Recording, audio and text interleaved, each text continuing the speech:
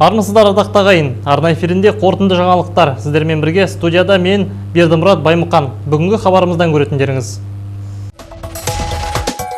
Құрылыс жұмыстарын бақылап, тұрғындармен жүздесті. Өңір басшысы Құмар Ақсақалов Аққайың ауданында жұмыс сапармен болды.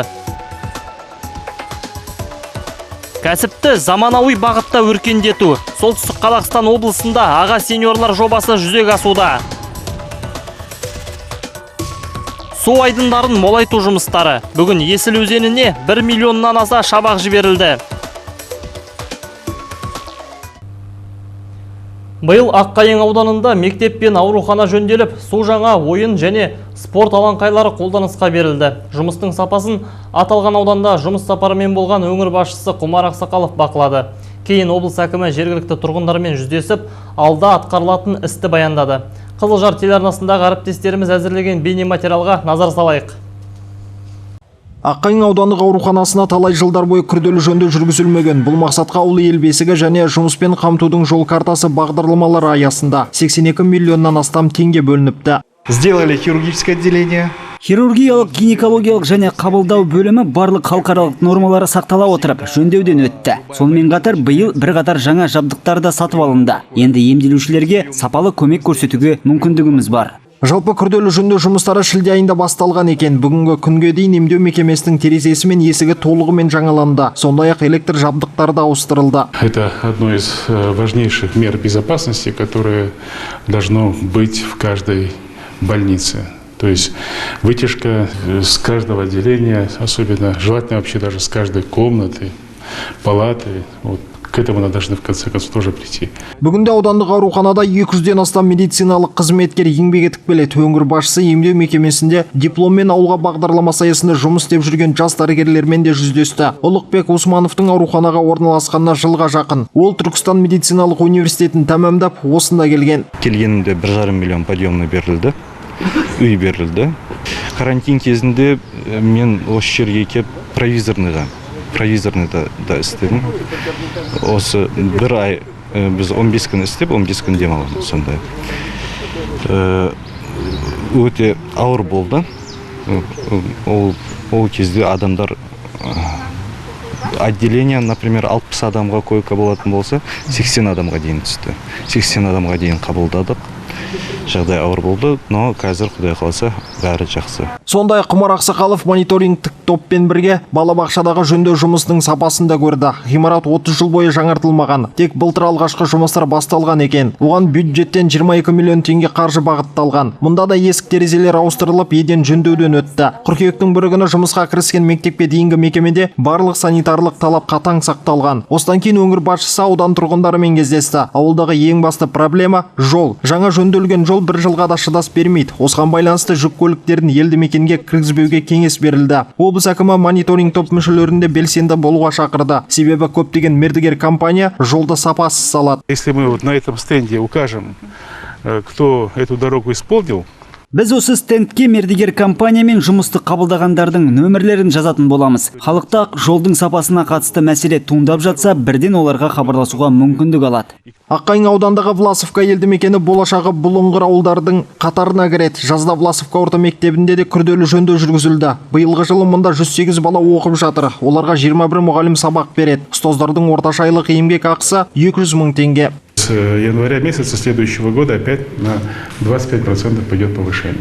Қаңтар айынан бастап мемлекет басшысы Қасым-Жомарт Тоқаев мұғалімдердің еңбек ақысын тағы 25%-ке көтеруді тапсырды. Президент ұстаздардың табысы экономиканың нақты секторынан жоғары болу керек деп айтты. Былтыр ауылда 10 шақырым су құбыры ауыстырылып, 38 құдық орнатылды. Сондай-ақ сорғы станциясы да іске қосылды. Қазіргі таңда елді мекендегі 250 үйдің тұрғындары орталықтандырылған су жүйесіне қосылған. У нас воду давали только на час. Бұған дейін аптасына 2 рет қана су берілетін. Өткен жылы үйге су тарттық. Осыдан кейін кір жуу машинасын сатып алдым. Қазір аталған мәселе бойынша қиындық туып жатқан жоқ. Бұл өте керемет емес пе? Ауылда өмір сүру үшін тағы не керек? Ал Қиялы ауылында жаңа элеватор іске қосылды. Жобаға 1,5 миллиард теңге инвестиция құйылған. Мұндағы барлық жұмыс автоматтандырылған. Следил за реализацией вашего проекта в течение 2 лет.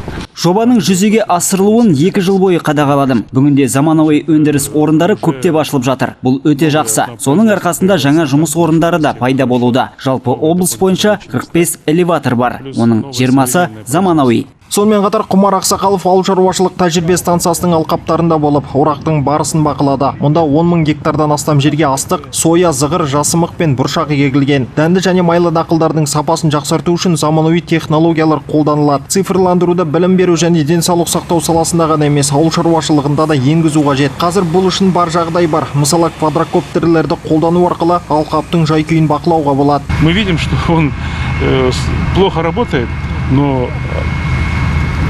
по цифрам у него как будто высокая урожайность. Қазір көптеген аграрийлер егінді күтіп баптамайды, ал қағаз жүздерінде оларда бәрі жақсы. Олай болмау керек. Мемлекет ешқандай санкциялар қолдана алмайды. Біз мұны көріп отырмыз. Сондықтан квадрокоптерлерді енгізу қажет. Сонда ғана тәртіп болады. Егер аграрийлер иелігіндегі жерге құпты қарамаса, күтіп баптамаса, онда оны тартып аламыз деп атап өтті Құмар Ергебайұлы. Мемлекеттік басқару саласын реформалаумен елдегі медицинаның сапасын арттыру. Бұл президент жолдауындағы 11 негізгі бағыттың екеуі. Қос бағытта да биыл біршама оң өзгерістер орын алмақ. Осы ретте солтүстік қазақстандық қоғам белсенділері мен дәрігерлер қауымы өз пікірлерін ортаға салды. Айтуларынша, жолдауда көрсетілген нақты іс-әрекеттер қазіргі әлем тынысына байланысты Қазақстанды алға жетелеуге зор ықпалын тигізеді. Президент өзінің жолдауында қазіргі басқару жүйесі ескірген және қайта жаңғыртуды талап етеді деді. Жаңғыртудың негізгі мақсаты тұтас мемлекеттің тиімділігін арттыру, ал азаматтардың әл-ауқатын жақсарту үшін олардың өздерін осы іске белсенді түрде тарту қажет. Нақтырақ айтатын болсақ, алдағы саяси реформалардың барлығы мемлекеттік басқару ісіне халықты кеңінен қатыстыруға бағытталуы керек. Мәселен, Қасым-Жомарт Тоқаев ауыл әкімдерінің тікелей сайлауын өткізуді және ауылдық округтер мен моноқалаларды бюджеттен қаржыландыру моделін әзірлеуді тапсырды. Мұндай шешімді солтүстік қазақстандықтар бір ауыздан қолдап отыр. Жергілікті билік органдардың бюджетін қарастыру, соларға ақша бөлу, ол әсіресе біздің ауыл үшін, біздің аудандар үшін өте маңызды. Және ауыл әкімдерінің тікелей сайлау, ол да біз деген өте маңызды. Президент мынау моноқалаларды көтеру, соларға назар аудару. Ол қазір бізде Сергеевка деген қала бар, Мамлютка. Ол өте жағдай өте нашар, сол қаларды қаржыландыру, соларды көтеру. Және де басқа үлкен мәселелерді алдымызға қойды. Сондай-ақ жолдауда денсаулық сақтау жүйесін дамытуға және медицина қызметкерлерін қолдауға ерекше көңіл бөлінген. Бір қатарын баян етейік. Президент індетпен күресіп жатқан жандарға үстемақы төлеуге қосымша 150 миллиард теңге бөлуді тапсырды. Бірінші жарты жылдықта солтүстік қазақстандық мамандарға тиісті қаражат толық көлемде төленгенін атап өту қажет. Өзекті мәселеге кезек берейік. Облыстық көпбейінді аурухананың бас дәрігері Юрий Белоноктың сөзінше, аймақта тар бейінді дәрігерлердің тапшылығы байқалады. Ал ауруханалар мен емханалардағы бір қатар медициналық жабдықтардың тозығы жеткен. Жағдай әсіресе шалғай аудандарда мәз емес. Президент өз жолдауында денсаулық сақтау жүйесіне жіті тоқталды. Жолдаудан кейін министрлік өңірлердегі жағдайды зерделей отырып, өзекті мәселелерді бір жақты етеді деп сенемін. Қасым-Жомарт Тоқаев тілге тиек еткен құрал жабдық жайына келейік. Менің ойымша, медициналық ұйымдар орналасқан жері халық саны бойынша жарақталуы керек. Мұндай реформа қазақстандықтардың өмір сүру ұзақтығын 75 жасқа дейін жеткізуге мүмкіндік бермек. Дана Сәлімқызы, Қазбек Арықбаев, муниципалдық телеарна.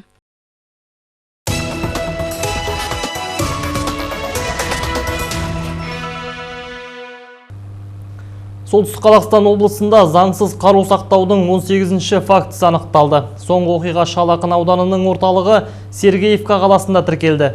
Мұнда полицейлер 60 жастағы тұрғынның үйінен маркасы белгісіз шолақ мылтық тапты. Ер адам мұндай дүниенің барынан хабарсыз екенін айтқан және қарудың марқұм ұлынан қалуы мүмкін екенін мәлімдеді. Қазір аталған факті бойынша сотқа дейінгі тергеу жұмыстары жүріп жатыр. Қаруды заңсыз сақтап келген үшін аудан тұрғынына 200 айлық есептік көрсеткіш көлемінде айыппұл салынуы мүмкін. Немесе 50 тәулікке қамаққа алынуы ықтимал. Қыркүйек айының соңына дейін өңірдегі 12 мыңға жуық оқушыға білім алуға қажетті техникалық құралдар табыс етілетін болады. Іске мемлекеттік қазынадан қажетті қаржы бөлінген. Ақшаның игерілуін және заманауи құрал жабдықтардың көп балалы мен аз қамтылған отбасыларға жеткізілуін мониторингілік топ қадағаламақ. Бұл жайлы сыбайлас жемқорлыққа қарсы іс-қимыл агенттігінің облыстық департаменті басшысының бірінші орынбасары Нұрлан Жахим мәлімдеді. Оның сөзінше бүгінде қаламыздағы Киров атындағы зауыттан 1980 компьютер сатып алынған. Заманауи құралдың бір-біреуі шамамен 190 мың теңге тұрады. Жалпы биыл өңірімізде 33 мыңнан астам оқушы қашықтықтан оқып жатыр. В целом в Северо-Казахстанской области потребность компьютерной техники для дистанции... Қазіргі таңда облыс бойынша қажеттілік 11.990 дана. Оның бір бөлігі компьютер, 7,5 мыңға жуығы ноутбук, 2 мыңға тарта планшет. Жергілікті нарықта техниканың бағасы арзан. Бүгінге дейін 124 миллион теңге үнемделді. Бұл қосымша құрылғылардың алынуына жұмсалуы мүмкін.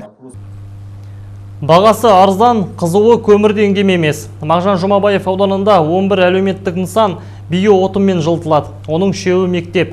Ауданда жылытудың баламалы әдісін алғаш болып қолға алғандардың бірі Булаевадағы Батыр Баян атындағы мектеп гимназиясы. 2 қабатты нысанды жылыту үшін қыс бойы қанша сабан жағылады және бұл қаншалықты тиімді? Маржан Қасымбек біліп қайтты. Булаева қаласындағы Батыр Баян атындағы мектеп гимназиясы 1973 жылы қолданысқа берілген. Бүгінде оқу ошағында 370 оқушы білім алады. 2018-де мекеме басшылығы жылытудың баламалы әдісін қолға алған екен. Яғни биоқазандық орнатып, нысанның ішін бұрынғыдай көмірмен емес, сабанмен жылытуға көшкен. Солтүстік Қазақстан облысы енді суық жер ғой. Ауа райына байланысты болды. Курткамен отырған жеріміз кезімізде болды, енді курткамен, безрукавкамен. Сол қазір енді өте жақсы жылы. Теперь наши дети будут в комфорте. Биыл балабақшаның жылыту жүйесін де ауыстырды. Енді қыс кезінде балалар тоңбайды. Биоотынның ерекшелігіне тоқталып өтейік. Біріншіден, сабанның қызулығы көмірден еш кем емес. Екіншіден, сабан өңірімізде жеткілікті, арзан бағаға сатып алуға болады. Ал үшіншіден, биоотын қоршаған ортаға да айтарлықтай зиян келтірмейді. Если брать уголь, бұрын 600 тонна көмір жағатын едік. Оның өзінде нысанның іші аса жылымайтын. Әсіресе екінші қабаттағы кабинеттер салқын болып тұратын. Ал былтыр небәрі 300 тонна сабан қолдандық. Соның өзінде мектептің іші жылы болып тұрды. Осылайша мектеп ұжымы биоқазандықты пайдалану арқылы 1,5 миллион бюджет қаржысын үнемдепті. Маржан Қасымбек, Қазбек Арықбаев, муниципалдық телеарна.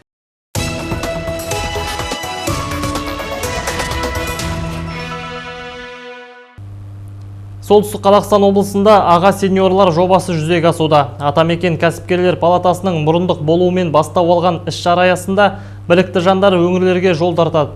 Сапар барысында олар іскер адамдарға бизнесті дамыту жолдарын түсіндіреді. Заманауи әдістерді пайдалануды көрсетеді. 10 күндік шеберлік сағаты әсіресе карантин уақытында клиенті азайған кәсіпкерлерге мол пайдасын тигізуде. Айта кету қажет, білікті маманның қызмет ақысы мемлекет есебінен өтеледі. Ерекше бастама жайлы келесі бейне материалда. Әсет Мырзабаев Петропавлға Алматыдан келді. Маркетолог маман қаладағы дәмханалардың бірінде еңбек етуде. Ол осында 10 күн болып, қоғамдық тамақтану орнының басшылығымен бірге ауқымды жұмыс атқармақ. Нақтырақ айтсақ, осындағы қызметкерлерге шеберлік сағатын ұйымдастырып, дәмхананың жұмысын дамытпақ. Я тут уже нахожусь неделю.